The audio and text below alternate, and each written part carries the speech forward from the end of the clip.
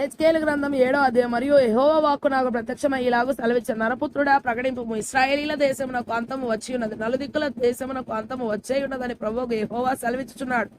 ఇప్పుడు నీకు అంతము వచ్చే ఉన్నది. నా కోపము నీ మీద తెప్పించు, నీ ప్రవర్తనను బట్టి నీకు తీర్పు తీర్చి నీవు చేసిన సమస్త హే కృత్యముల ఫలము నీ మీదికి రప్పించుచున్నాను. నీ ఎడల కటాక్షం ఉంచకయు కనికరము చూపకయు నుందును.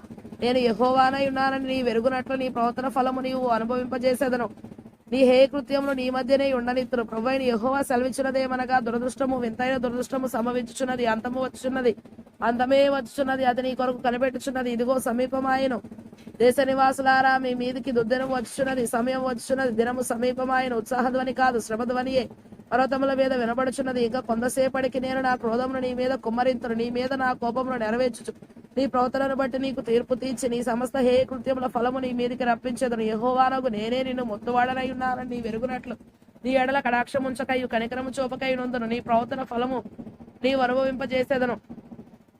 నీ హే కృత్యములు నీ మధ్య నుండనిత్తును. ఇదిగో ఇదే ఆ దినము, అది వచ్చే ఉన్నది. ఆ దుర్దినము ఉదయించున్నది, ఆ దండము పూచి ఉన్నది, ఆ గర్వము చిగురించి ఉన్నది. బలాత్కారము పుట్టి దుష్టులను దండించినది ఆయన. వారిలోనైనను వారి గుంపులోనైనా వారి ఆస్తిలోనైనను వారికి ఉన్న ప్రభావంలోనైనను ఏమీ శేషింపదు. కాలం వచ్చున్నది, దినము సమీపమైన వారి సమూహం అంతటి మీద ఉగ్రత నిలిచి ఉన్నది గనుక కొనువారికి సంతోషం ఉండ పనిలేదు, అమ్మవారికి దుఃఖముండ పనిలేదు. వారు బ్రతికి ఉన్నను అమ్మవాడు అమ్మిన దానికి తిరిగి రాడు. ఈ దర్శనము వారి సమూహం అంతటికి చెందును, అది తప్పక జరుగును. వారందరూ దోషులైరి గనక తమ ప్రాణము రక్షించుకొనుటకు వారిలో ఎవరును ధైర్యము చేయరు.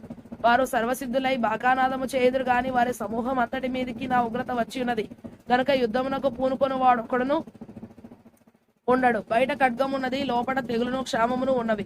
బయటనున్న వారు ఖడ్గము చేత చతురు, పట్టణంలోనున్న వారిని క్షామమును తెగులును మింగును. వారిలో ఎవరైనా తప్పించుకొనిన ఎడల వారందరూ లోయలోని గువ్వల వలె పర్వతముల మీద నుండి తమ దోషములను బట్టి మూలుగులిడుదురు. అందరి చేతులు సత్తువ తప్పును, అందరి మోకాళ్ళు నీళ్ల వలె తత్తరిల్లును. వారు గోనె పట్ట కట్టుకొందరు, వారికి ఘోరమైన భయము తగులును. అందరూ సిగ్గుపడుదురు, అందరి తలలు బోడియగును. తమ వెండిని వీధులలో పారవేయుదురు, తమ బంగారము నిషిద్ధమని ఎంచుదురు. యెహోవా ఉగ్రత దినమందు వారి వెండియే గాని బంగారమే గాని వారిని తప్పించజాలదు. అది వారి దోషక్రియలు విడవకుండా అభ్యంతరమాయను గనుక దాని వలన వారు తమ ఆకలి తీర్చుకొన జాలకపోదురు, తమ ఉదరమును పోషించుకొన జాలకపోదురు. శృంగారమైన ఆయాభరణమును వారు తమ గర్వమునకు ఆధారముగా ఉపయోగించి దానితో వారు హేమైన దేవతల విగ్రహములు చేసిరి గనుక నేను దానిని వారికి రోతగా చేసేదను.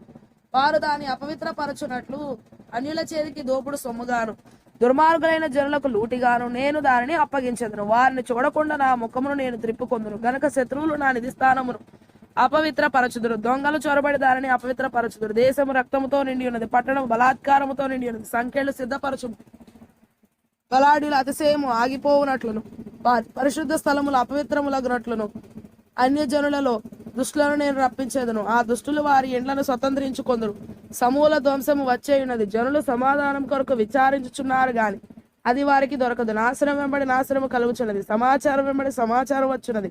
వారు ప్రవక్త యొద్ద దర్శనము కొరకు విచారణ చేయుదురు గాని యాజకులు ధర్మశాస్త్ర జ్ఞానులు కాకపోయిరి. పెద్దలు ఆలోచన చేయకయే ఉన్నారు.